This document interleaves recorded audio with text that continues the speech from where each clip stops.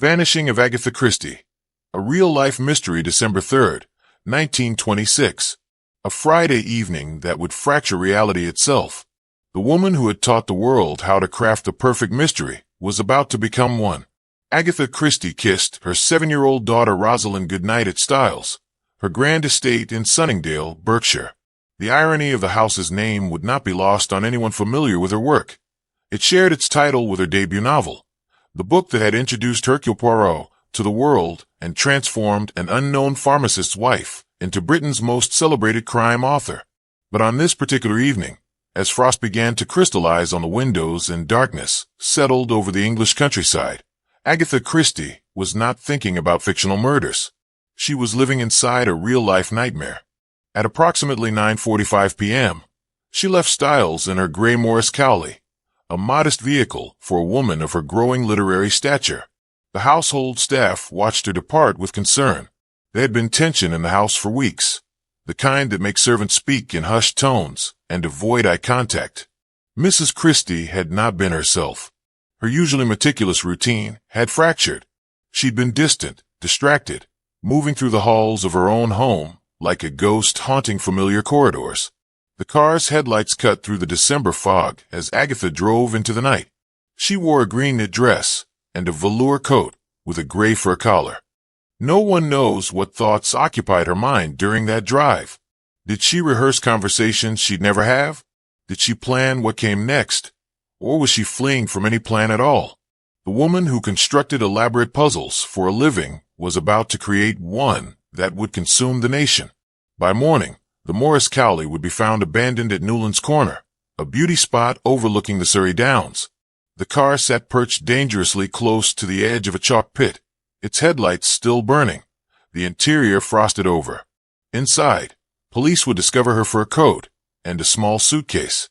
The driver's door hung open, as if she'd stepped out intending to return within moments. But Agatha Christie had vanished into the winter night as completely as if she'd been a character written out of her own story. What makes this disappearance extraordinary is not just who vanished, but when.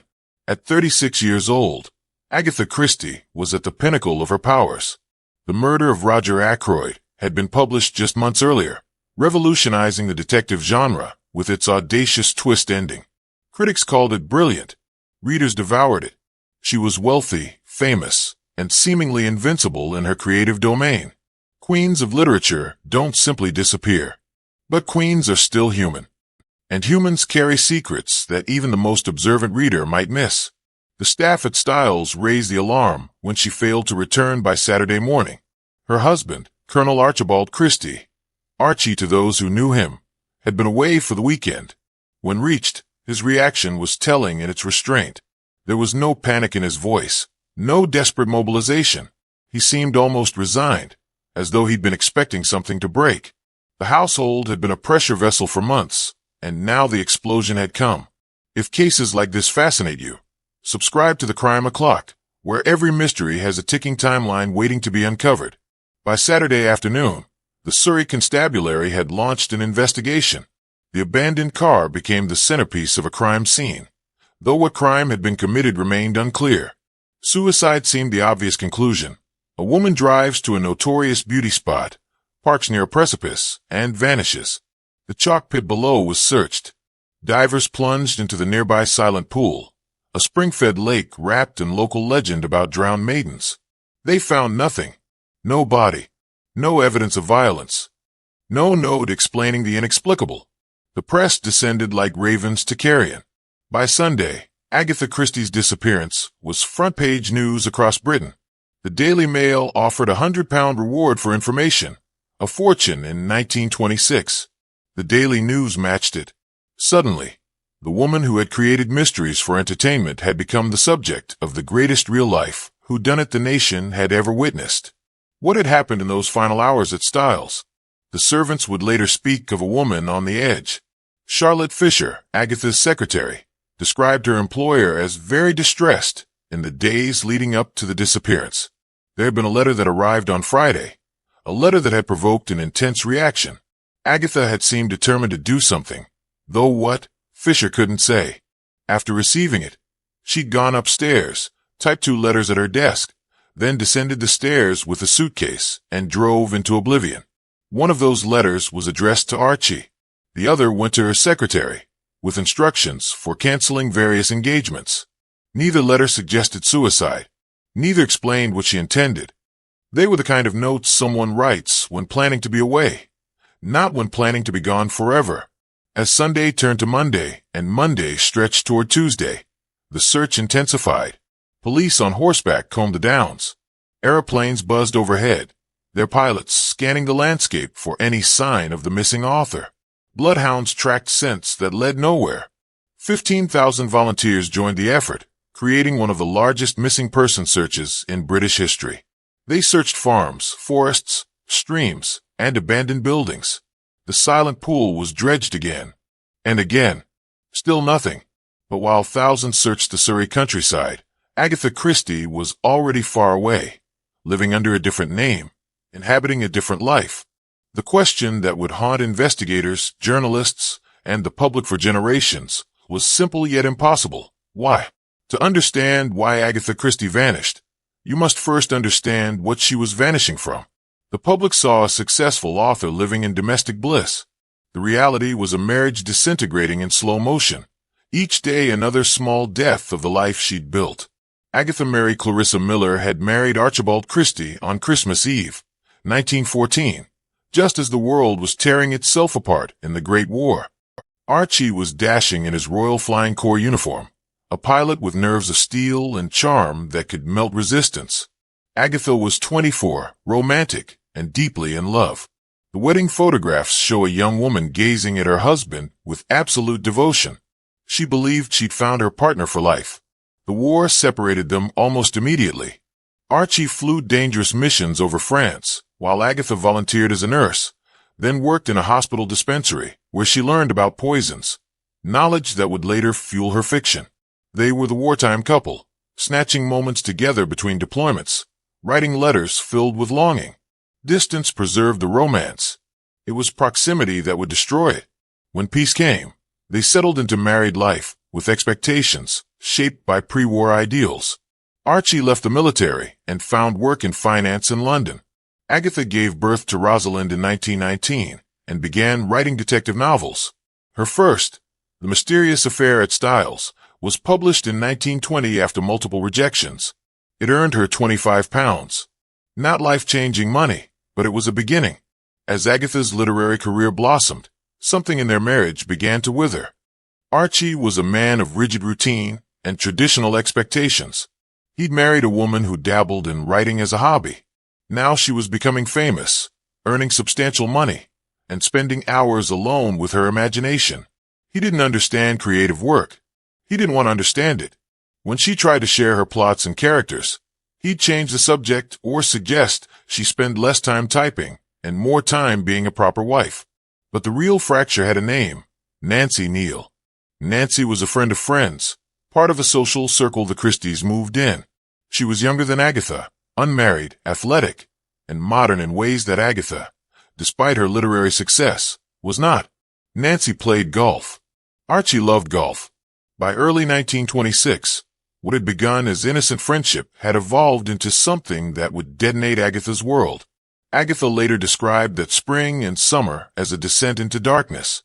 She'd been grieving her mother's death in April, a loss that had devastated her. Kathleen Miller had been Agatha's anchor, her first reader, her emotional support. Clearing out her mother's house in Torquay had been psychological torture, sorting through a lifetime of possessions while already feeling unmoored in her marriage. She'd begged Archie to help, to be present during this painful process. He'd refused, claiming work commitments. In reality, he was spending weekends with Nancy. By summer, the affair was no longer hidden. Archie had stopped pretending.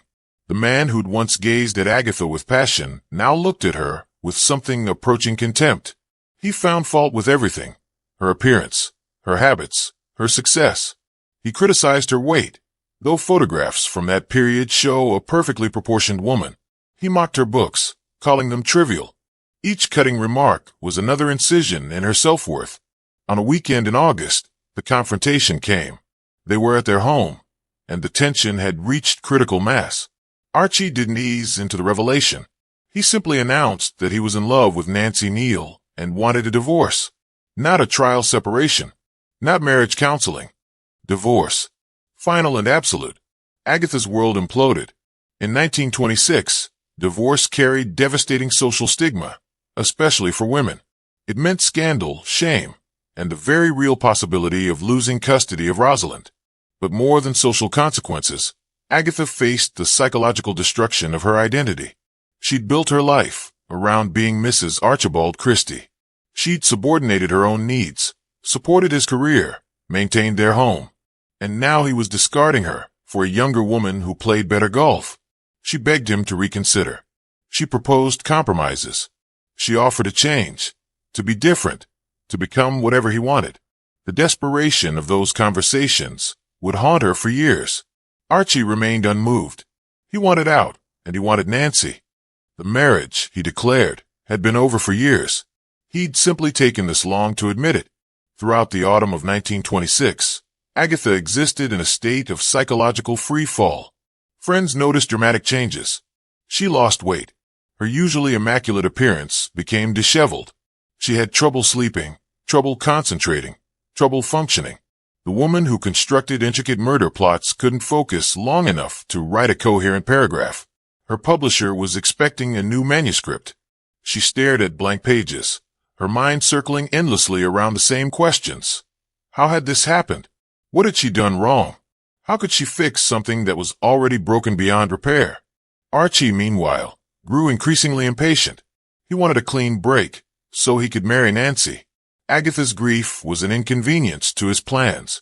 He spent more weekends away, making less effort to hide where he was going or who he was with.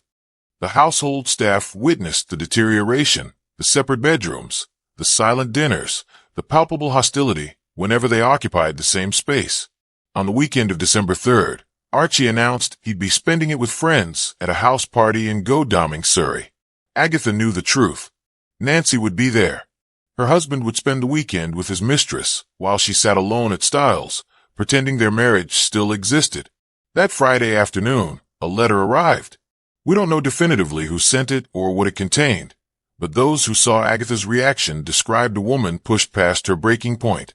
Some speculated it was from Archie, containing some final cruelty.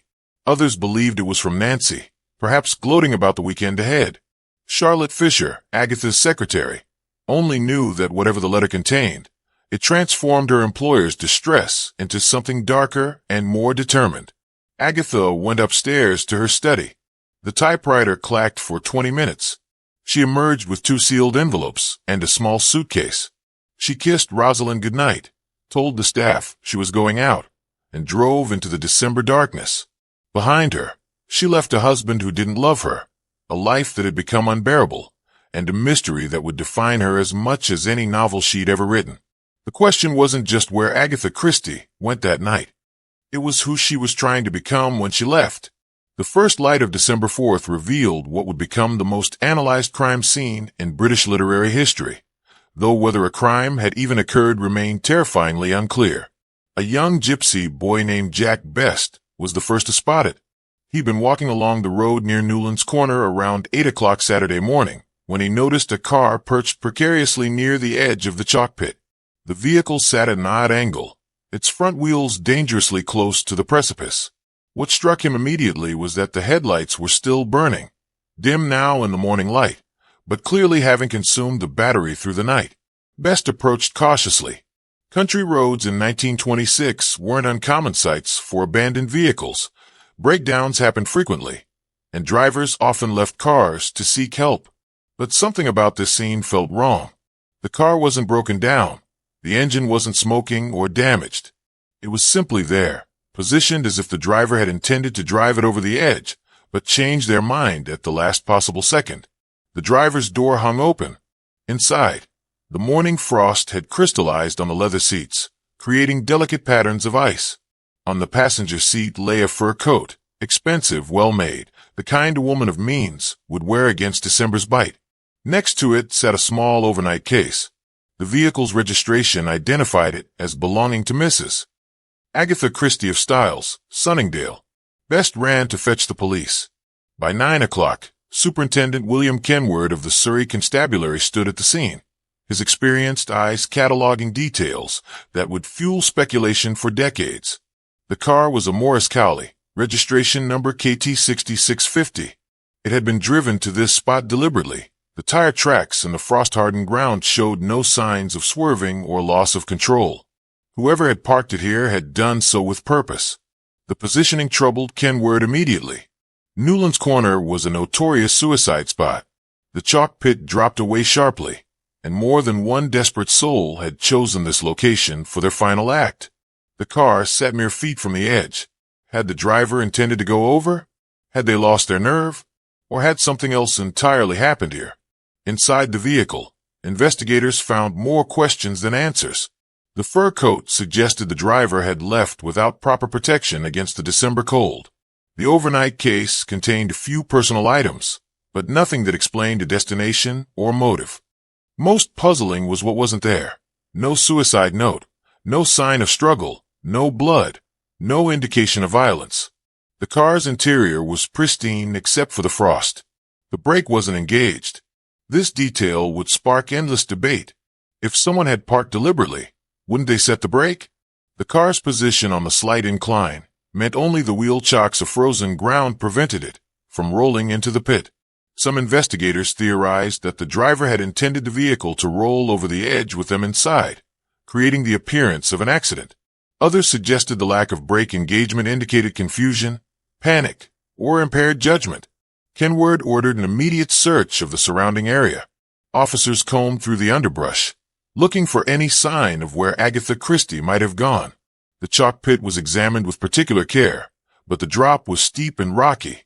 If she'd gone over, there would be evidence. There was none. The silent pool, a mysterious spring-fed lake about half a mile away, became the next focus. Local legend claimed it was bottomless, that it had swallowed victims, without trace for centuries. Divers went down, searching through the murky water for a body that wasn't there. By afternoon, word had reached Styles. Archie Christie returned from his weekend away, the house party in Godalming, where he'd been with Nancy Neal. His reaction when informed of his wife's disappearance struck investigators as oddly detached. There was no panic, no immediate racing to the scene. He seemed more annoyed than worried, as if this were an inconvenient domestic matter rather than a potential tragedy. When Kenward interviewed him, Archie provided minimal information. Yes, his wife had been distressed lately. No, he didn't know where she might have gone. Yes, their marriage had difficulties.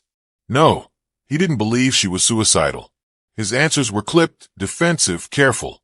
He volunteered nothing.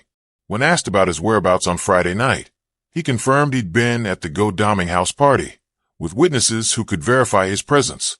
The implication was clear. He knew he'd be suspected. Charlotte Fisher, Agatha's secretary, provided more useful information.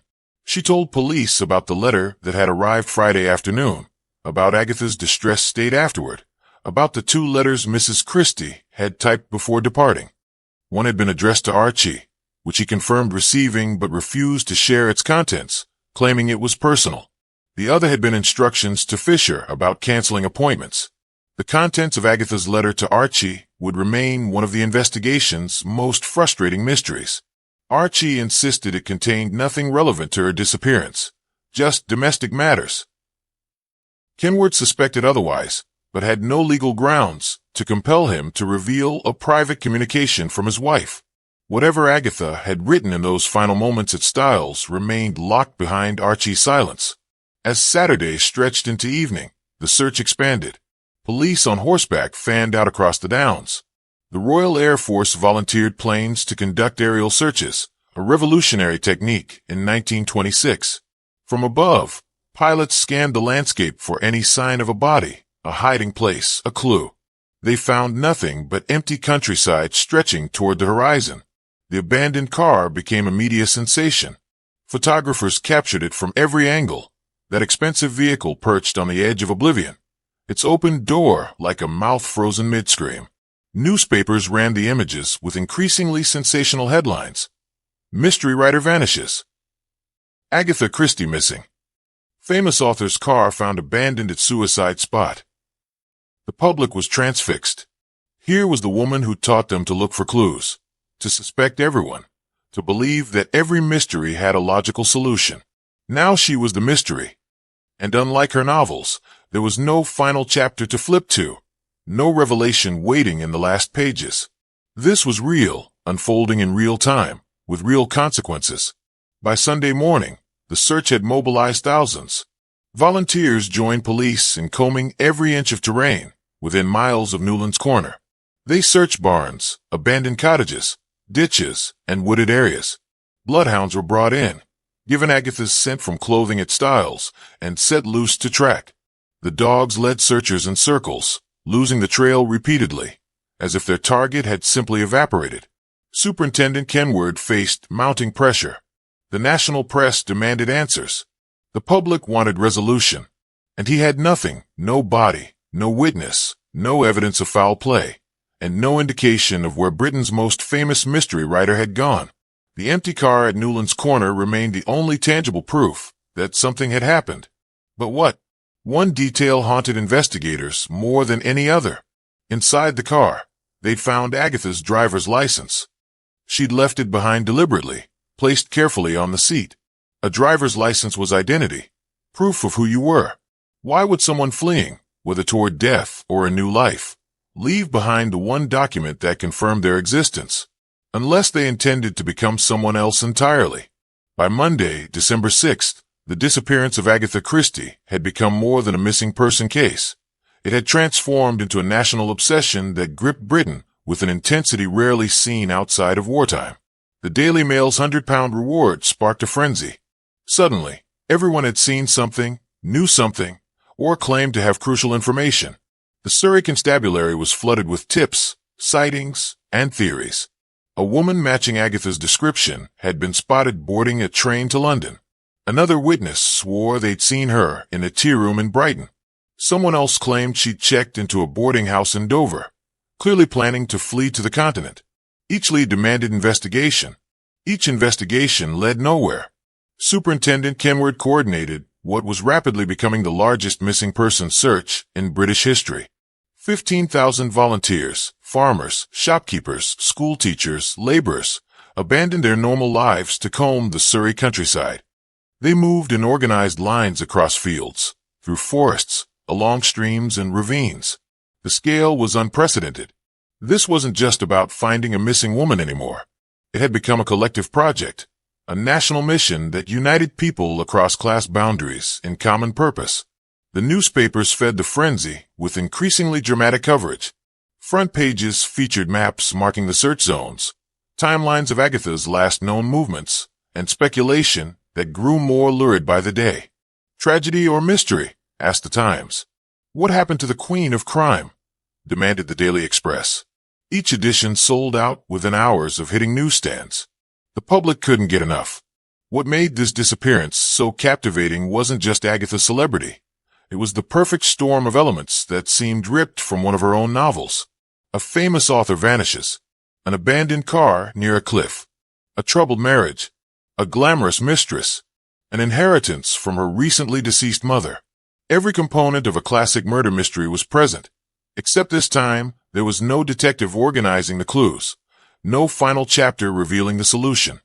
The silent pool became the investigation's dark heart.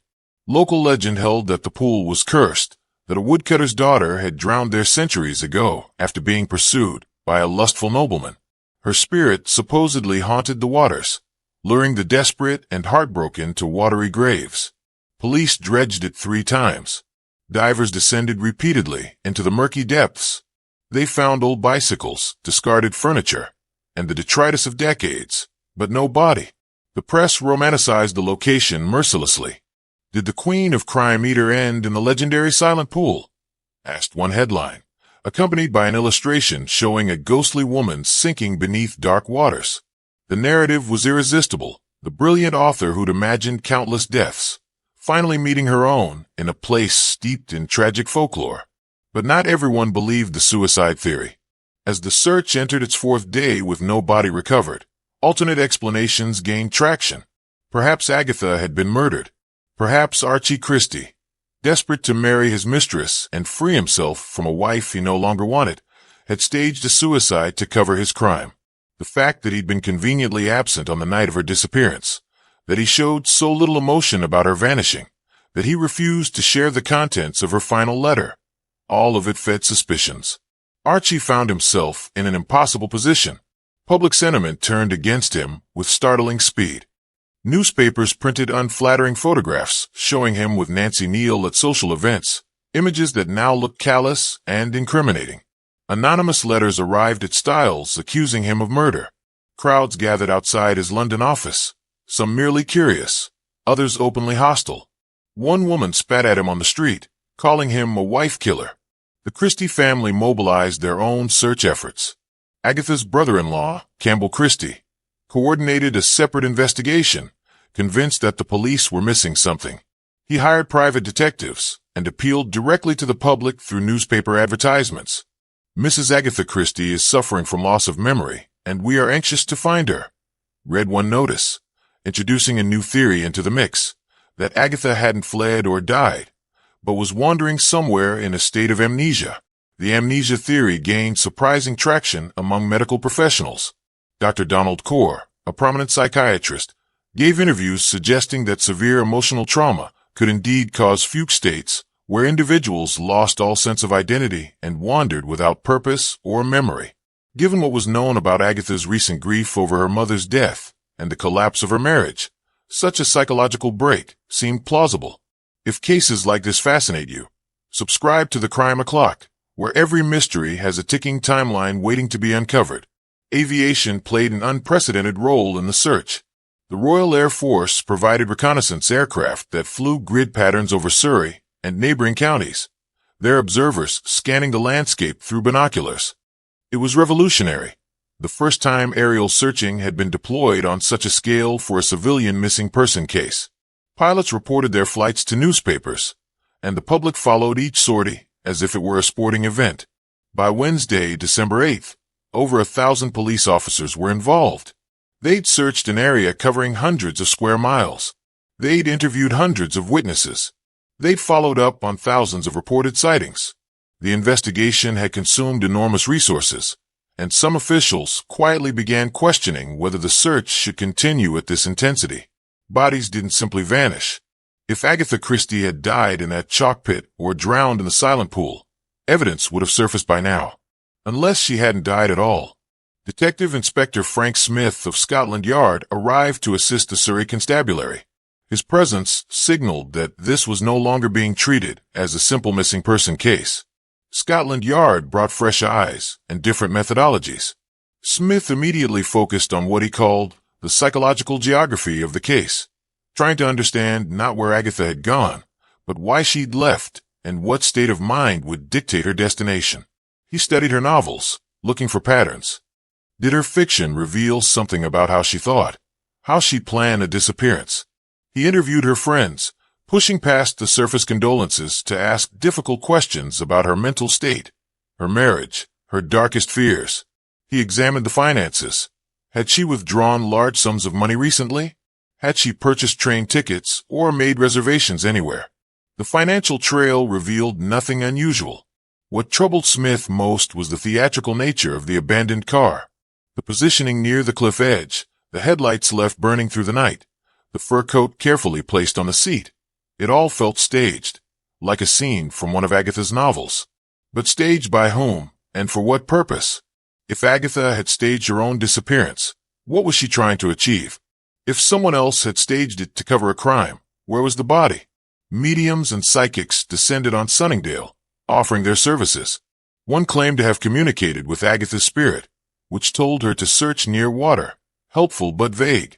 Another insisted she'd seen visions of Agatha wandering the countryside in a daze, unable to remember who she was. The police ignored them officially but couldn't prevent newspapers from publishing their claims, adding another layer of mysticism to an already surreal situation. The search had become a spectacle, a national drama playing out in real time. Crowds of sightseers traveled to Newlands Corner on weekend outings, picnicking near the spot where Agatha's car had been found, taking photographs, speculating wildly. Entrepreneurs sold maps of the mystery, showing key locations. Street vendors hawked Agatha's novels, their sales skyrocketing as readers tried to understand the mind of the missing author. And through it all, one question echoed louder with each passing day. How could someone simply vanish in a country as small and densely populated as England? How could Britain's most famous woman disappear without a single reliable witness, without leaving a trail, without being recognized somewhere? The answer, it turned out, was hiding 200 miles away, in a place where no one thought to look. Because while thousands searched the Surrey countryside for a dead or dying Agatha Christie, she was very much alive, dancing to jazz music and playing bridge in an elegant hotel, living under a name that would reveal either brilliant planning or devastating psychological breakdown, depending on whose version of events you believed. While the nation searched fields and forests, the truth of what had happened at Styles in the days before Agatha's disappearance lay locked in the memories of those who'd witnessed it. Servants who'd learned to see everything and say nothing, friends who'd noticed changes but hadn't intervened, and one man who knew more than he was willing to admit. Charlotte Fisher had been Agatha Christie's secretary for 2 years. She managed correspondence, typed manuscripts, organized Agatha's increasingly complex schedule of public appearances and publishing commitments. But more than that, she'd become a confidant, someone who understood the woman behind the famous byline. What she'd observed in the autumn of 1926 had left her deeply troubled. When police interviewed Fisher on December 5th, she chose her words carefully. Loyalty to her employer competed with a duty to help find her.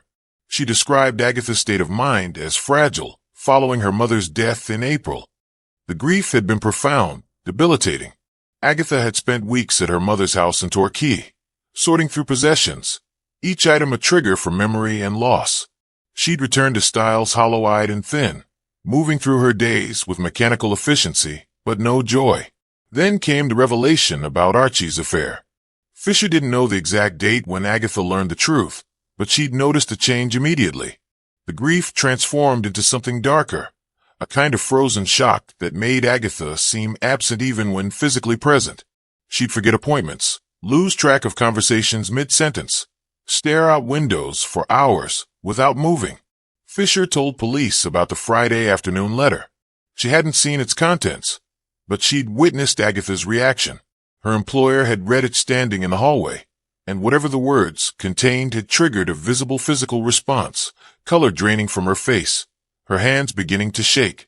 Agatha had stood perfectly still for what seemed like several minutes, the letter hanging from her fingers, before suddenly moving with frightening purpose.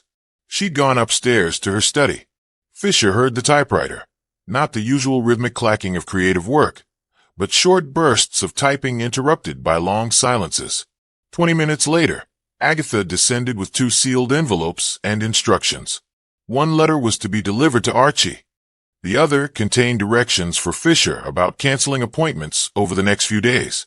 There was no explanation for why these cancellations were necessary. What Fisher remembered most vividly was Agatha's demeanor in those final moments. She'd seemed calm, not the false calm of someone trying to hide distress, but an eerie, genuine calm, as if she'd made a decision that brought relief. She'd kissed Rosalind goodnight with particular tenderness, holding her daughter longer than usual. Then she'd simply walked out, carrying a small suitcase, wearing her green dress and fur-collared coat. The household staff, cook, maids, gardener, provided fragmented pieces of a disturbing puzzle. Mary, the housemaid, reported that Mrs. Christie had barely eaten for weeks. Meals returned to the kitchen nearly untouched. The insomnia was worse. Mary had seen lights in Agatha's study burning at 4 o'clock in the morning. Once, she'd found Agatha asleep at her desk, her head resting on an unfinished manuscript, ink smudged across her cheek. The cook, Mrs. Potter, mentioned something that made investigators pause. On the Thursday before the disappearance, she'd overheard a telephone conversation, Agatha's side only, but the tone was unmistakable. Anger, hurt, desperation. Words like, "How could you?" and "What about Rosalind?" and "You promised." When Agatha hung up, she'd noticed Mrs. Potter standing there and had simply said, "Men are cruel, Mrs. Potter. Remember that." Then she'd walked away. The gardener, old Thomas Eccles, had seen Agatha in the garden on Wednesday afternoon, the day before that phone call. She'd been standing by the goldfish pond, perfectly motionless, for nearly an hour. He'd worried she might do something rash and had stayed within view, pretending to work. When she finally moved, she'd looked directly at him and said something that haunted him still. "Do you think it's possible to disappear, Thomas? To simply stop being who you are and become someone else?" He'd thought she was working out a plot for a novel. Now he wasn't sure. Nancy Neal refused to speak to investigators. Her family closed ranks, issuing a terse statement through their solicitor that Miss Neal had no information relevant to Mrs. Christie's disappearance and would not be making any public comments. The refusal only intensified public suspicion. Newspapers published her photograph alongside Agatha's, inviting readers to compare the two women, one dark-haired and literary, the other blonde and athletic. The other woman became a villain in the national drama, though she'd never sought that role. But it was Archie Christie's behavior that generated the most scrutiny and suspicion. His interviews with police revealed a man either genuinely baffled by his wife's disappearance or remarkably skilled at deception. He maintained throughout that he'd been at the Godalming house party when Agatha vanished, surrounded by witnesses who confirmed his presence. He couldn't have physically harmed her. The timeline made it impossible. Yet his emotional detachment seemed pathological. When asked if he believed his wife was still alive, he shrugged and said, "I really couldn't say." When pressed about the state of their marriage, he admitted they'd had difficulties, but characterized Agatha's distress as excessive and unreasonable. He spoke about her as one might discuss a troublesome business partner rather than a missing spouse. The letter Agatha had sent him on Friday evening remained a source of bitter controversy. Archie insisted it contained nothing relevant to her disappearance, just hysterical accusations about his relationship with Nancy and threats that she'd make things difficult regarding divorce. He destroyed it, he claimed, because it was too personal and painful to keep. Investigators suspected otherwise, that the letter contained something Archie didn't want revealed, perhaps evidence of planning or intent that would complicate his narrative. Friends of the couple provided conflicting portraits. Some described the Christies as a devoted pair who'd simply grown apart, as many couples did. Others spoke of a marriage that had been troubled from the start, with Archie's controlling nature and inability to support Agatha's creative ambitions creating constant friction. Several mentioned that Archie had grown increasingly embarrassed by his wife's success, that he felt diminished by her fame and earning power. Nan Khan, a close friend of Agatha's, gave perhaps the most revealing testimony. She described visiting Styles in November and being shocked by Agatha's appearance. Her friend had lost alarming amounts of weight. Her eyes held a hollow, haunted quality. When Nan had asked if she was all right, Agatha had laughed, a brittle, bitter sound, and said, "I'm not sure I exist anymore, Nan. I look in the mirror, and I don't recognize the woman looking back." Most disturbing was what Nan reported Agatha saying near the end of that visit. "Sometimes I think the only way out is to become someone else entirely. To kill Agatha Christie and let someone new be born." Nan had taken it as dark humor, the kind of morbid joke writers sometimes made. Now those words felt like prophecy or plan. The daughter, 7-year-old Rosalind, was interviewed carefully by child welfare specialists. She remembered her mother kissing her goodnight, remembered the kiss lasting longer than usual, remembered her mother's perfume, Florist rose geranium, always the same scent. She didn't remember her mother seeming upset or frightened, just sad, in the way she'd been sad since Granny had died. When asked what she thought had happened to her mother, Rosalind said something that silenced the room.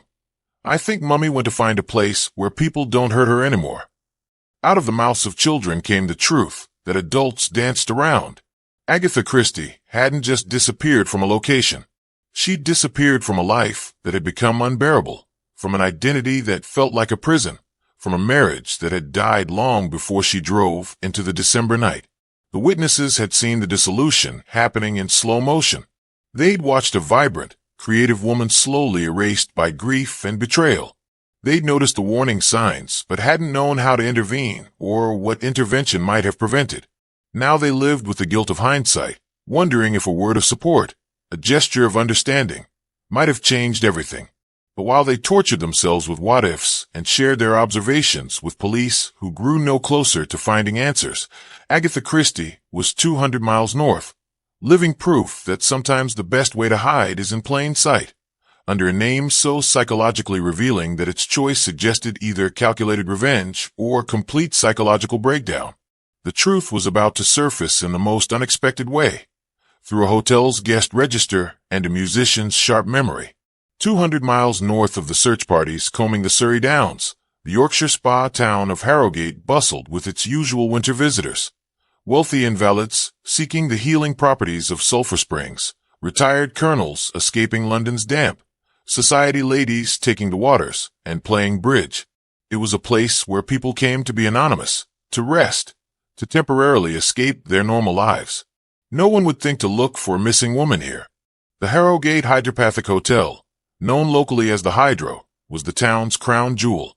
Built in the Victorian era, when spa culture reached its zenith, it sprawled across manicured grounds with over 200 rooms, a palm court, ballroom, and extensive hydrotherapy facilities.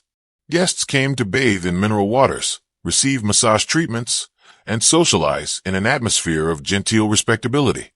It was expensive, exclusive, and exactly the sort of establishment where questions about one's business were considered vulgar. On Saturday evening, December 4th, the night after Agatha Christie's car was discovered abandoned at Newlands Corner, a woman arrived at the Hydro's reception desk. She carried a small suitcase and wore a green knit dress under a cloth coat, having apparently left her fur collar behind. She appeared tired, somewhat disheveled, but spoke with the educated accent of the upper middle class. The receptionist, Miss Robson, later recalled the guest as pleasant but distracted, as if her mind were elsewhere. When asked to sign the register, the woman wrote her name clearly. Mrs. Teresa Neal, Cape Town, South Africa. She requested a room and inquired about the length of stay required for hydropathic treatments. Miss Robson explained the hotel's weekly rates and arranged for Mrs. Neal to be shown to room 105, a modest single room on the first floor. The name Teresa Neal should have been a blazing red flag, a psychological tell so obvious that later analysts would marvel at its audacity. Neal was the surname of Archie's mistress. Teresa was close to Teresa, a derivative of Agatha's middle name, Clarissa.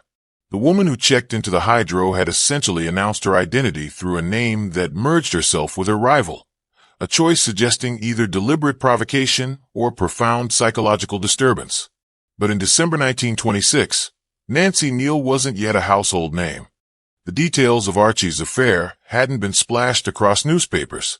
Miss Robson had no reason to connect this ordinary guest to the missing author whose disappearance was dominating headlines in London. Mrs. Teresa Neal from Cape Town was simply another visitor seeking Harrogate's famous cures. Over the following days, Mrs. Neal settled into a routine that suggested someone trying to inhabit a new identity with methodical determination. She took breakfast in the dining room at 8 o'clock, always sitting at a table near the windows overlooking the gardens. She attended the morning musical performances in the Palm Court, where a string quartet played light classical pieces. She took the waters, submitting herself to the sulfur baths and massage treatments that supposedly restored health and vigor. But it was the evenings that revealed the most fascinating aspects of her behavior. Mrs. Neal came alive at night. She appeared in the ballroom wearing evening dresses that other guests remembered as stylish and expensive. Hardly the wardrobe of someone who'd fled with only a small overnight case. She danced to the jazz band, particularly enjoying the foxtrot and the Charleston. She played bridge with other guests, demonstrating considerable skill. She was sociable, charming, and seemingly carefree. Other guests noticed her. How could they not? She was attractive, well-dressed, and animated in a way that stood out among the typically sedate Hydro clientele. Several gentlemen guests asked her to dance. She accepted graciously. A retired colonel named Blunt found her company particularly delightful and spent several evenings conversing with her about South Africa, a country he'd served in during the Boer War. Mrs. Neal spoke about Cape Town with surprising authority. The weather, the society, the characteristics of colonial life. Only later would he realize she'd never actually confirmed she'd lived there. She'd simply allowed him to assume it while artfully deflecting specific questions. The musicians noticed something peculiar. Bob Tappan, the banjo player in the hotel's dance band, later testified that Mrs. Neal would sometimes seem to forget herself mid-conversation. She'd be animated and engaged, and then suddenly go silent, her face taking on a lost, confused expression. Once, another guest addressed her as Mrs. Neal, and she didn't respond immediately, as if she'd forgotten that was her name. When she did respond, there was a momentary flicker of something, fear, perhaps, or calculation, before her pleasant mask slipped back into place. The hotel staff observed other oddities. She seemed to have plenty of money, but few possessions. Her room contained only the clothes she'd arrived in until, mysteriously, new dresses began appearing. She must have purchased them in Harrogate shops, yet no shopkeeper later remembered transaction. She received no mail, made no telephone calls, and gave no indication of when she intended to leave. She read newspapers voraciously, spending long periods in the reading room poring over the dailies from London. This detail would later spark intense debate. By December 6th, Agatha Christie's disappearance was front-page news in every major British newspaper. The stories included photographs of the missing author, descriptions of her appearance, details of the search.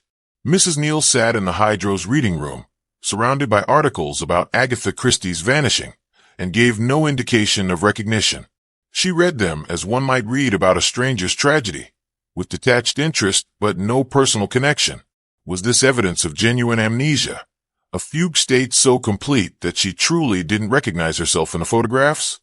Or was it a performance of breathtaking audacity, the author of intricate mysteries, playing out her most elaborate plot with herself as the lead character? On Wednesday, December 8th, Mrs. Neal did something that suggested her emotional state might not be as stable as her daytime demeanor implied. She placed an advertisement in the Times personal column. Friends and relatives of Teresa Neal, late of South Africa, please communicate. Right box 702. The Times, E.C.4. The advertisement was bizarre on multiple levels. Teresa Neal had no friends or relatives. She didn't exist. The phrase late of South Africa typically implied someone deceased. Was this a coded message to someone? A subconscious cry for help? An attempt to create a paper trail establishing her new identity? The advertisement suggested a mind operating on multiple levels simultaneously, trying to construct a new life, while perhaps beginning to crack under the psychological pressure of maintaining the fiction. By the middle of the week, Mrs. Neal had become something of a fixture at the Hydro. Other guests knew her by sight, if not by deep acquaintance. She was that charming woman from South Africa, the one who danced so beautifully, who played bridge with uncommon skill, who seemed to be recovering from some unnamed illness or tragedy. No one suspected that Britain's most famous missing person was living among them, hiding behind the thinnest of veils.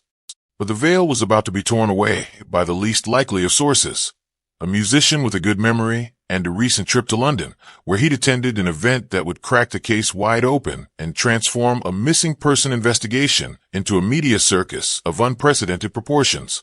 The countdown to revelation had begun. Agatha Christie had perhaps 10 days left as Teresa Neal. After that, the questions would multiply exponentially. How much had she known? How much had she planned? And most troubling of all, what had she been trying to accomplish by becoming the woman who'd stolen her husband's heart? The unraveling began with a banjo player's casual observation and ended with one of the most sensational confrontations in British literary history. Bob Tappan had played dance music at the Harrogate Hydro for 3 years. He'd seen countless guests pass through, their faces blurring into a montage of the wealthy and unwell seeking the water's miraculous properties. But Mrs. Teresa Neal stuck in his memory. She was vibrant, engaged, and seemed genuinely to enjoy the music in a way that most guests didn't. She'd requested particular songs, complimented the band's arrangements, and always thanked them personally at the evening's end. On Saturday, December 11th, a full week after Agatha's disappearance, Tappan traveled to London for a weekend visit to family. That evening, he attended a dinner party where the conversation inevitably turned to the mystery dominating every newspaper. Where was Agatha Christie? Someone had brought a copy of the Daily Mail, featuring a large photograph of the missing author alongside descriptions of the massive search still underway in Surrey. Tappan studied the photograph with growing unease. The face looked familiar. The eyes, the shape of the jaw, the expression. He'd seen this woman recently. Very recently. Then it hit him with such force that he interrupted the conversation. I think I know where she is. The room fell silent. Tappan explained about Mrs. Teresa Neal, the guest at the Hydro who'd been there all week, whose appearance matched the missing author's description. His friends were skeptical. Thousands of false sightings had been reported. Why would Agatha Christie be in Harrogate using a false name? But Tappan was certain. The more he thought about it, the more convinced he became.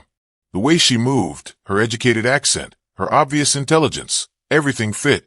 By Sunday morning, Tappan had contacted the police. His report reached Superintendent William McDowell of the West Riding Constabulary, who initially shared the skepticism of Tappan's dinner companions. The Harrogate police had already investigated several false reports of Agatha Christie sightings. But something about Tappan's account, the specific details, his certainty, the fact that he'd spent multiple evenings observing this woman, made McDowell reconsider. McDowell himself traveled to the Hydro on Monday morning, December 13th. He approached carefully, not wanting to create a scene if this proved to be another false alarm. He positioned himself in the palm court, where he could observe guests coming and going. When Mrs. Neal descended for breakfast, McDowell felt his pulse quicken. Even accounting for differences in styling and demeanor, the resemblance to the photographs of Agatha Christie was unmistakable. He didn't approach her immediately. Instead, he returned to the station and contacted Surrey Constabulary, who in turn contacted Archie Christie. The message was simple. We believe we found her wife. She's registered at a hotel in Harrogate under the name Teresa Neal. Can you come identify her? Archie's reaction, as reported by those present, was telling. There was no relief, no joy, no rush to embrace his missing wife. Instead, there was resignation mixed with something approaching irritation, as if this development was inconvenient rather than miraculous.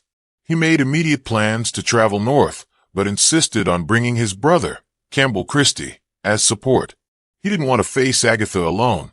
Tuesday, December 14th dawned cold and clear in Harrogate. Mrs. Teresa Neal followed her established routine. Breakfast in the dining room, a walk in the gardens despite the December chill, reading in the palm court. She had no idea that her carefully constructed alternate existence was about to collapse. Archie Christie arrived at the Hydro shortly before noon, accompanied by his brother Campbell and 2 police officers. The hotel management had been alerted and had arranged for a private meeting room. Superintendent McDowell approached Mrs. Neal while she sat reading a newspaper that, ironically, contained yet another article about the search for the missing Agatha Christie. Mrs. Neal, McDowell said softly, would you mind coming with me for a moment? There's someone who'd like to speak with you. She looked up, and for just an instant, witnesses reported seeing something like panic flash across her face before the pleasant mask returned. Of course, she said, setting down the paper. Is something wrong? McDowell led her to the private room where Archie waited. What happened in the next moments would be disputed for decades, with different witnesses providing contradictory accounts. What is certain is that when Agatha Christie, because it was undeniably her, saw her husband, the careful composure she'd maintained for 11 days shattered. According to Archie's later statements, she looked at him with genuine confusion and asked, I'm sorry, do I know you? He claimed she appeared to have no memory of who she was, no recognition of her own husband. She seemed distressed but bewildered, unable to explain where she'd been or why she'd come to Harrogate.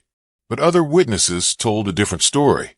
A hotel maid who was in the corridor heard raised voices, not confused queries, but angry accusations. She distinctly heard a woman's voice saying, How could you bring them here? And a man responding, What did you expect me to do, Agatha? The whole country is searching for you. The police officers present reported that Mrs. Neal, or rather, Mrs. Christie, seemed to oscillate between 2 states. At moments, she appeared genuinely disoriented, asking questions about the date and how she'd arrived in Harrogate. At other moments, she seemed fully aware but deeply distressed, as if she'd been discovered in the middle of something she hadn't finished. What's indisputable is that within an hour, the newspapers knew. Someone at the Hydro, likely a staff member enticed by reward money, telephoned the press. By early afternoon, reporters descended on Harrogate like locusts. They surrounded the hotel, demanding statements, photographs, explanations. The quiet spa town transformed into a media circus. The hotel management, recognizing both the publicity value and the chaos about to unfold, issued a brief statement. Mrs. Agatha Christie has been found at this establishment in good health. She is currently resting and will make a statement in due course. It was a masterclass in saying nothing while confirming everything. Agatha remained in her room for the rest of Tuesday, refusing to see reporters or issue any statement. Archie, looking haggard and defensive, faced the press gauntlet alone. He insisted his wife was suffering from amnesia brought on by nervous strain. She'd been wandering in a fugue state, unaware of her identity or her actions. It was a medical condition, he emphasized, not a publicity stunt or deliberate deception. The reporters were skeptical. One asked the question on everyone's mind. If Mrs. Christie was suffering from amnesia, how did she check into the hotel, maintain a routine, engage in complex social interactions, and place an advertisement in the Times? Archie had no good answer. He fell back on medical jargon about selective amnesia and dissociative states, terms that sounded impressive but explained nothing. What's your take on this case? Share your thoughts below and subscribe to the Crime O'Clock, because the next mystery is already ticking. On Wednesday morning, December 15th, Archie arranged for Agatha to leave the hydro through a back entrance, hoping to avoid the reporters. It didn't work. Cameras flashed as she was escorted to a waiting car, her face obscured by a hat and veil. She looked small, fragile, and utterly exhausted. Whatever she'd been trying to accomplish by becoming Teresa Neal, whatever escape or revenge or psychological break she experienced, it was over.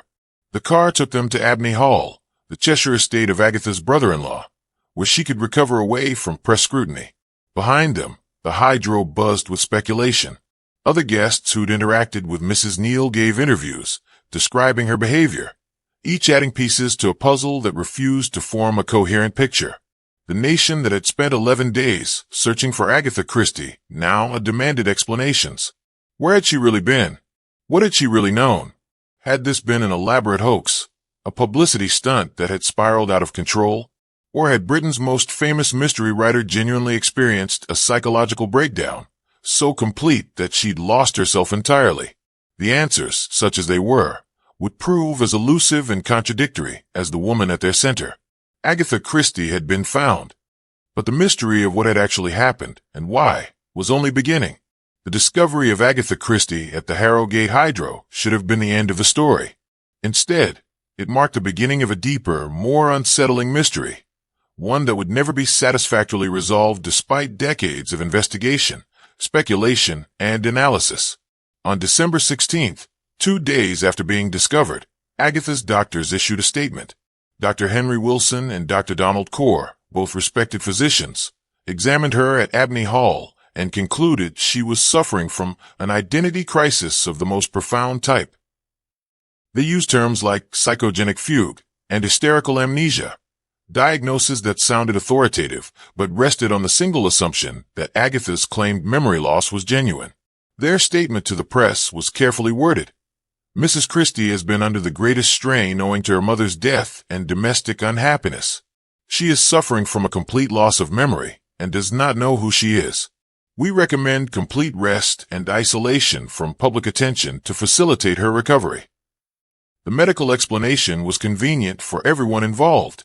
It absolved Agatha of deliberate deception, explained her bizarre behavior without requiring difficult admissions, and gave Archie a respectable narrative to present to the public. But it satisfied almost no one who'd followed the case closely. The evidence of genuine amnesia was contradictory at best. Agatha had successfully checked into a hotel using a false name, a name that happened to be her husband's mistress's surname. She'd navigated social situations with skill and awareness. She'd placed a newspaper advertisement. She'd purchased clothing and managed her finances. She'd read newspapers containing her own photograph without apparent recognition, yet never drew attention to herself or sought help for her apparent confusion. Most damning was the testimony from fellow guests at the Hydro. They described a woman who seemed entirely in control of her faculties, charming, intelligent, engaged. There were occasional moments of distraction or confusion, but nothing suggesting complete identity loss. Mrs. Teresa Neal had known who she was pretending to be, even if the question of who she actually was remained murky. The police investigation reached an uncomfortable conclusion. Superintendent Kenward issued his final report in January 1927, stating that while Mrs. Christie had been located and no crime had been committed, certain aspects of this case remain unexplained and perhaps unexplainable. It was an admission of defeat wrapped in bureaucratic language. The largest missing person search in British history had ended not with clarity, but with more questions than answers. The public reaction split along predictable lines. Some accepted the amnesia explanation with sympathy, viewing Agatha as a victim of overwhelming psychological trauma who deserved compassion rather than scrutiny. Women's groups, in particular, rallied to her defense, pointing out that society's treatment of divorce and female suffering had contributed to her breakdown. She'd been driven to the edge by a cruel husband and an unforgiving social system. But others saw the disappearance as an elaborate publicity stunt that had gone too far. The timing seemed suspiciously convenient. Just as her latest novel was climbing bestseller lists, she'd orchestrated the perfect mystery to keep herself in headlines. Some pointed out that her publisher's sales had increased dramatically during her disappearance. The Murder of Roger Ackroyd was selling faster than ever. Agatha Christie had become more famous through vanishing than through any amount of conventional publicity. The most vicious criticism came from those who believed the disappearance was a calculated act of revenge against Archie. By choosing the name Teresa Neal, by forcing a nationwide search that exposed his affair and painted him as a villain, by humiliating him publicly while maintaining her own victimhood, it all suggested a brilliant, coldly executed plan to destroy her husband's reputation while preserving her own. Archie himself remained silent about the details. He refused to discuss the contents of the letter Agatha had sent him before disappearing. He wouldn't comment on their private conversations after her discovery.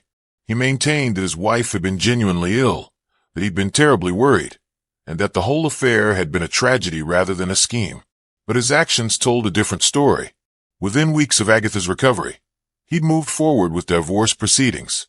Whatever had happened in Harrogate, it had destroyed any possibility of reconciliation.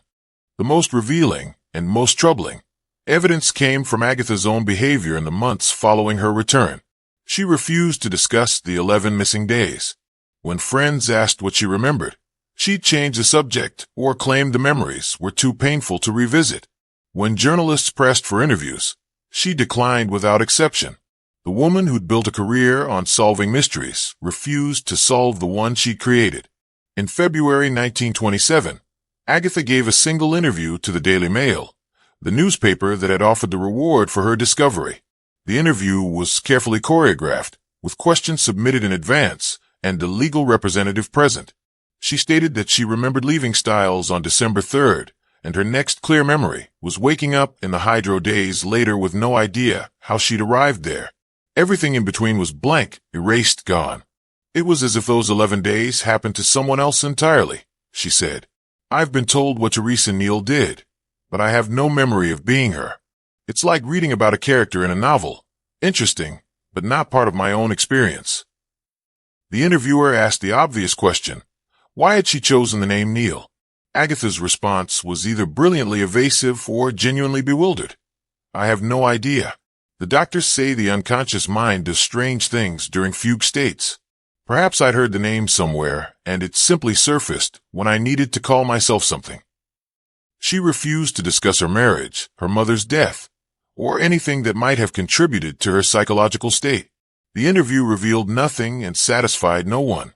It was a masterclass in saying many words while communicating almost nothing, exactly the kind of misdirection she employed in her novels.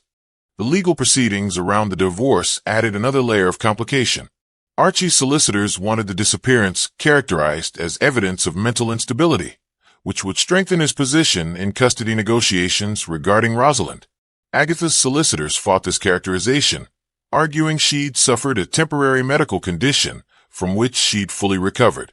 The court proceedings were sealed, but rumors suggested bitter disputes over what had actually happened and why. In April 1928, the divorce was finalized. Archie married Nancy Neal shortly thereafter, exactly as he'd planned before Agatha's disappearance. Whatever revenge or disruption Agatha had hoped to achieve had only delayed the inevitable by a year. The man who'd betrayed her got exactly what he wanted, while she bore the permanent stain of having been the woman who'd vanished and then couldn't, or wouldn't, explain why. The most psychologically revealing evidence came from Agatha's subsequent fiction. In the years following the disappearance, her novels began featuring themes of identity loss, assumed names, and characters who deliberately disappeared to escape unbearable situations.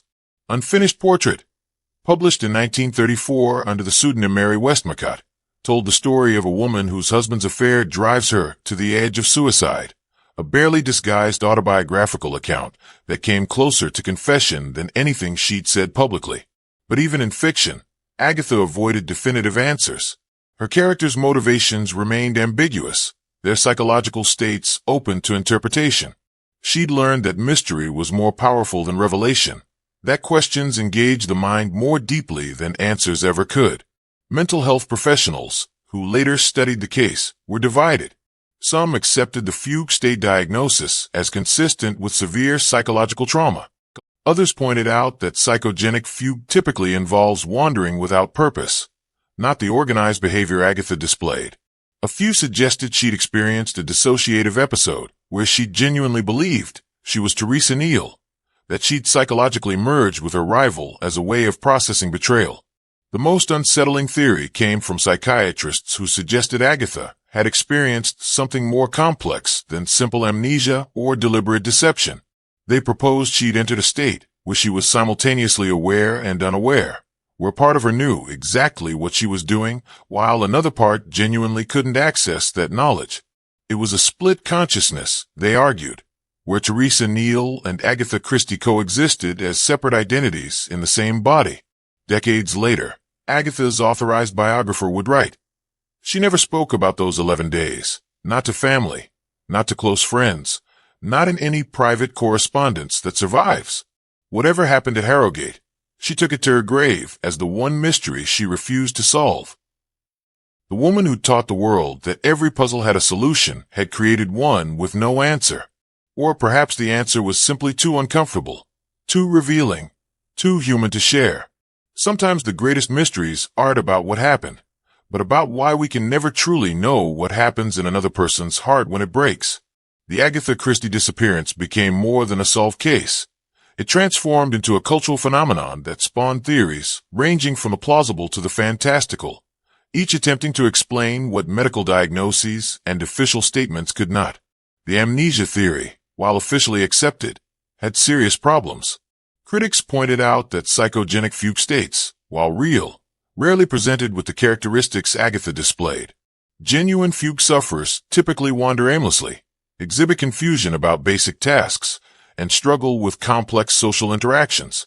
They don't successfully impersonate someone else, maintain elaborate social routines, or execute financial transactions with competence. Dr. William Brown, a prominent psychiatrist who didn't examine Agatha but studied the case extensively, published a controversial paper in 1928 suggesting the amnesia diagnosis was convenient fiction. He noted that every piece of evidence pointed to someone fully aware of her actions. The choice of name alone, Teresa Neal, suggested conscious intent. "The unconscious mind may produce symbolic behavior," he wrote, "but it rarely produces such perfectly targeted symbolism." The publicity stunt theory gained traction among cynics and Agatha's critics. They assembled a compelling circumstantial case. The murder of Roger Ackroyd was selling well, but could always sell better. Agatha's publisher had recently expressed concern about the crowded mystery market. What better way to dominate headlines than to become a mystery yourself? The timing, they argued, was too perfect. The scale of media coverage too beneficial to her career. Her subsequent book sales proved the point. By 1928, Agatha Christie was a household name across the English-speaking world. But this theory had weaknesses of its own. If it was a publicity stunt, it was extraordinarily risky. Agatha had mobilized thousands of volunteers, consumed massive police resources, and caused genuine anguish to friends and family. The backlash could have destroyed her career rather than enhancing it. Moreover, she'd gained nothing professionally from the revelation.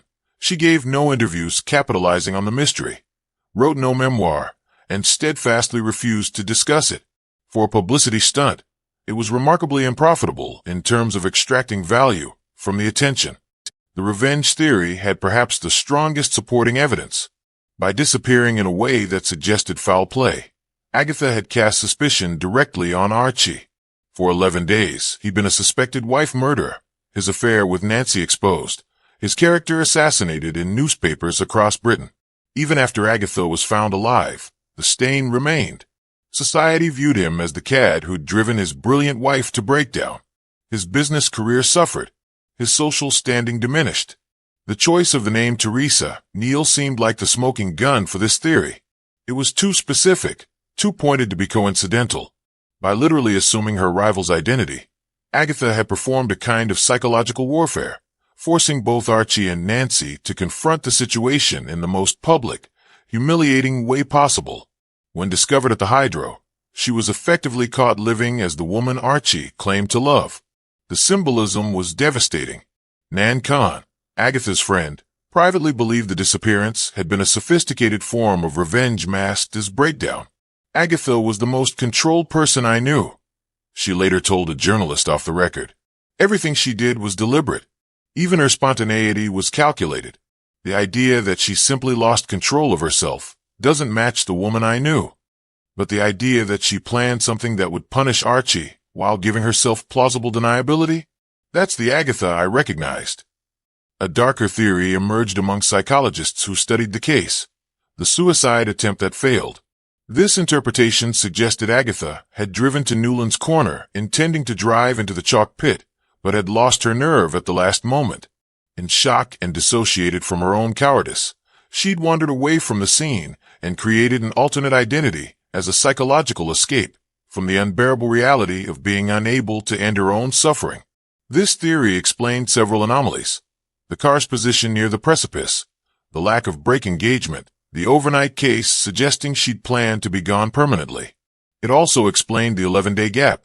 Perhaps she'd spent those days in a genuine fugue state, only gradually constructing the Teresa Neal identity as her mind sought some way to continue existing without being Agatha Christie, the woman who'd failed at both her marriage and her suicide. The test drive theory was more prosaic, but had its adherents. Some suggested Agatha had simply wanted to disappear for a while to think, to escape the pressure of her crumbling marriage. She'd driven away intending to stay at a hotel under a false name for a few days. But then the car was discovered, the massive search began, and she found herself trapped. Coming forward immediately would have been humiliating. She'd have seemed foolish and attention-seeking. So she'd stayed hidden, perhaps hoping the search would die down, not realizing it would only intensify. This theory's weakness was that it made Agatha seem remarkably callous and stupid, neither characteristic anyone who knew her would attribute to her. She would have understood the consequences of her absence. She would have known Rosalind would be frightened. The decision to remain hidden while thousands searched made sense only if she was either genuinely unaware of the search or didn't care about its consequences. A conspiracy theory emerged among those who couldn't accept that someone could vanish in plain sight. They proposed that Agatha had help, friends who'd sheltered her, a lover who'd hidden her, or even a government conspiracy related to Archie's work.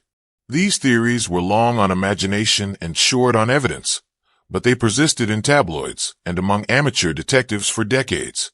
The most psychologically sophisticated theory came from trauma specialists who suggested Agatha had experienced what we'd now call a dissociative episode triggered by complex PTSD.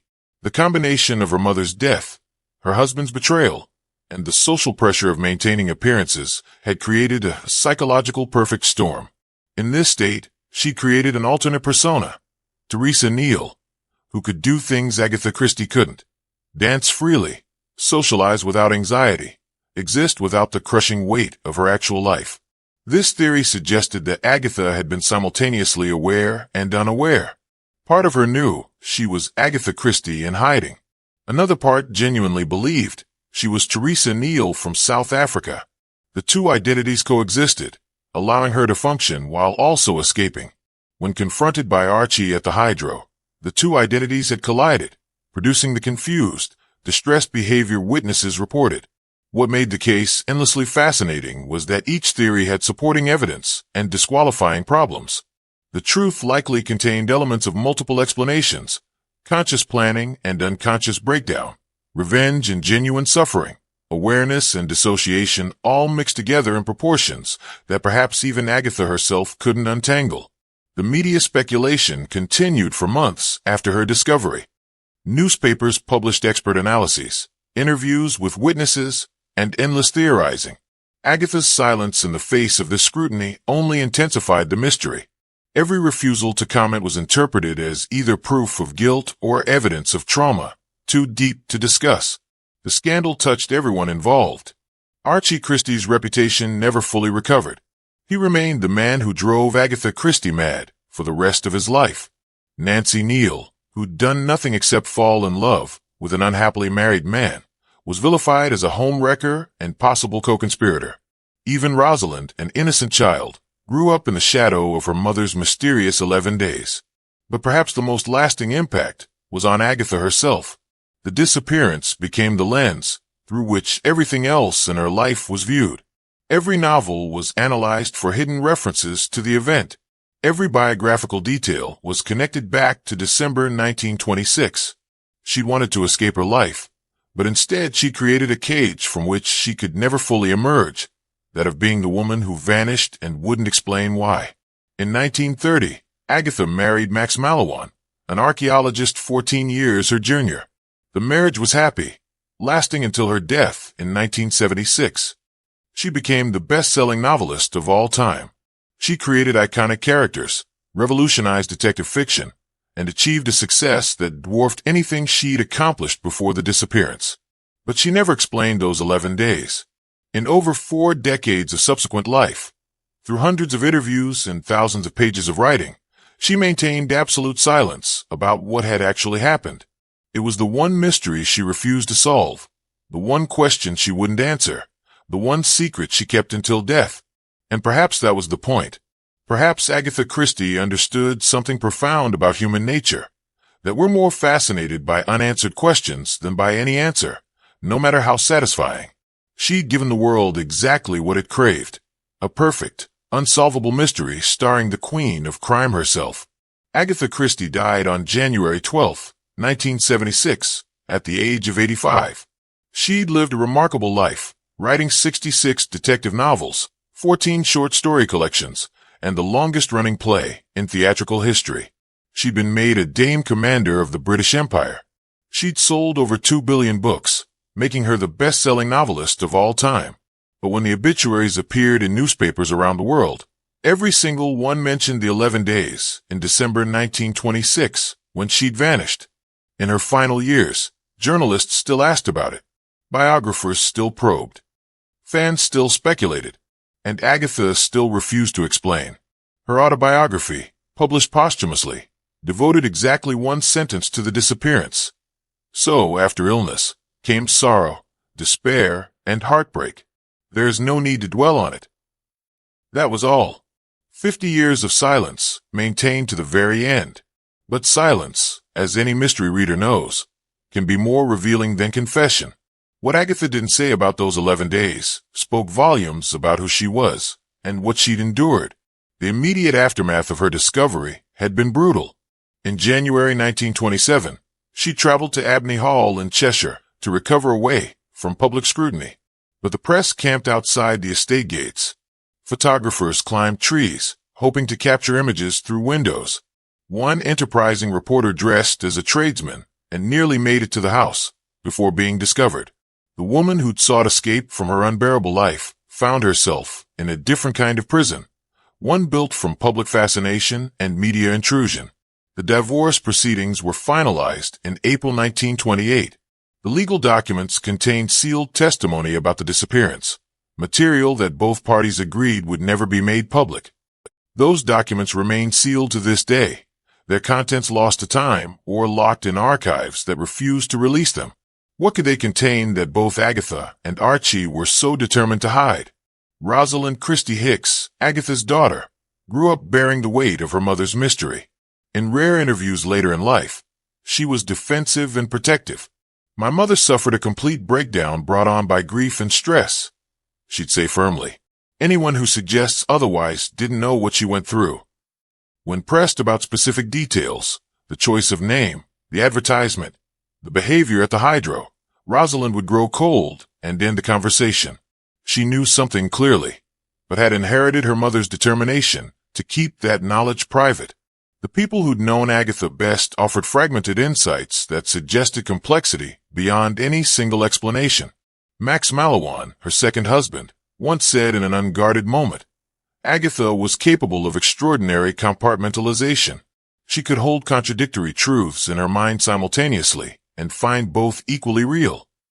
He refused to elaborate, but the comment hinted at psychological sophistication that simple amnesia couldn't explain. Dorothy L. Sayers, a fellow mystery writer and friend, wrote in a private letter discovered after her death, Agatha created the perfect mystery, one where the solution destroys everyone involved, so it must remain forever unsolved. That's not madness. That's genius of a particularly cruel kind. What did Sayers know? Had Agatha confided in her? The letter raised more questions than it answered. Over the decades, Agatha's fiction provided the closest thing to explanation she'd ever offer. Her novels after 1926 were populated with characters who disappeared, assumed new identities, or sought to escape unbearable situations through elaborate deceptions. In Unfinished Portrait, the autobiographical novel she published under a pseudonym, the protagonist Celia stands at a cliff edge contemplating suicide after her husband's betrayal. She steps back at the last moment, but the prose describing her mental state is visceral and devastating. She wanted to die, and she wanted him to suffer for making her want to die, and she wanted to live to see him suffer, and she wanted none of it, wanted only to be someone else entirely, someone who'd never loved him at all. That passage, more than any interview or statement, captured the psychological maelstrom of December 1926. Agatha had been a woman caught between contradictory desires, to die, to punish, to escape, to survive. Perhaps what happened during those 11 days was that she found a way to do all of those things simultaneously.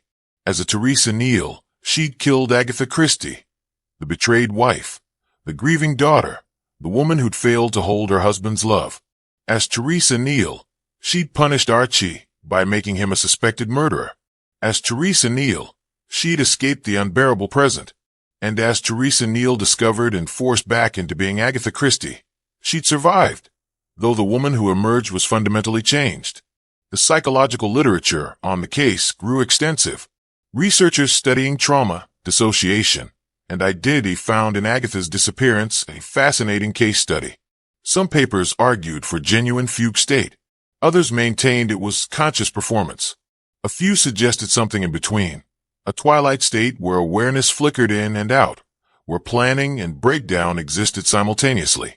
But all the analysis missed something essential. It didn't matter whether Agatha had been fully aware, partially aware, or completely dissociated. What mattered was that a woman had been pushed past the breaking point by circumstances that no one had helped prevent. Her mother's death had devastated her, and Archie had refused to support her through grief. Her marriage had disintegrated, and society offered her no acceptable escape. She'd been trapped in a life that had become unbearable, with no tools to change it except the one she'd used, to vanish. In that context, whether a breakdown was genuine or performed became almost irrelevant. She needed to stop being Agatha Christie for 11 days. Whether that need manifested as psychological fugue or deliberate escape didn't change the fundamental truth. The life she'd been living had become impossible to continue. If cases like this fascinate you, subscribe to The Crime O'Clock, where every mystery has a ticking timeline waiting to be uncovered. The legacy of those 11 days extended far beyond Agatha's personal history. The case changed how police approached missing person investigations, how media covered such stories, and how society understood psychological trauma. It demonstrated that people in the public eye were still vulnerable, still human, still capable of breaking under pressure that remained invisible to observers. For Agatha herself, the disappearance became a dividing line, before and after. Before, she'd been Agatha Christie the author, wife, mother, respectable woman playing by society's rules. After, she was Agatha Christie the survivor, the woman who'd learned that sometimes you have to break completely to rebuild yourself differently. Her second marriage to Max Malawan suggested she'd learned something crucial from the trauma. She chose a man who respected her work, supported her independence, and made no demands that she subordinate herself to his needs. She traveled extensively, pursuing archaeology alongside him while continuing to write. She created boundaries around her private life that she defended fiercely. She'd learned the price of vulnerability and determined never to pay it again. What's your take on this case? Share your thoughts below and subscribe to the Crime O'Clock, because the next mystery is already ticking. When Agatha died in 1976, she left behind an estate worth over £2 million, a literary legacy that would endure for generations, and one unsolved mystery. In the decades since, researchers have continued investigating, hoping to find the smoking gun document, the forgotten witness, the piece of evidence that would finally explain everything. They won't find it, not because such evidence doesn't exist, but because Agatha was too skilled a mystery writer to leave obvious clues. She understood that the most powerful mysteries are those that engage the imagination precisely because they can never be definitively solved. Every reader becomes a detective, assembling evidence, forming theories, arguing with other readers about interpretation. In refusing to explain her disappearance, Agatha Christie created her masterpiece, not a novel, but a real-life mystery that has captivated minds for nearly a century. She transformed personal trauma into cultural phenomenon, private breakdown into public fascination. Whether that transformation was intentional or accidental, calculated or unconscious, we'll never know for certain. Perhaps that's exactly how she wanted it. The woman who'd built a career on solving mysteries had created one that would outlive her. A puzzle with all the pieces present, but no way to assemble them into a single, definitive picture. Every theory fits some facts while contradicting others. Every explanation answers some questions while raising new ones. And so the mystery endures. On cold December nights, you can almost imagine her still there at Newland's Corner, standing beside her Morris Cowley, looking down into the chalk pit and making a choice that would echo through decades. Did she intend to jump? Did she plan to hide? Did she know what she was doing? Or was she already gone, already becoming Teresa Neal even before she drove away? We'll never know. The Queen of Crime kept her final secret, taking it to her grave just as surely as she'd vanished into the December night. The 11 days that Agatha Christie disappeared remain what they've always been, the perfect unsolved mystery, written by the greatest mystery writer of all time, with herself as the victim, the suspect, and the detective all at once. Some mysteries, she taught us, are more valuable unsolved. Some questions are more interesting than any answer could be. And some secrets are worth keeping forever, because in the end, the mystery is the message.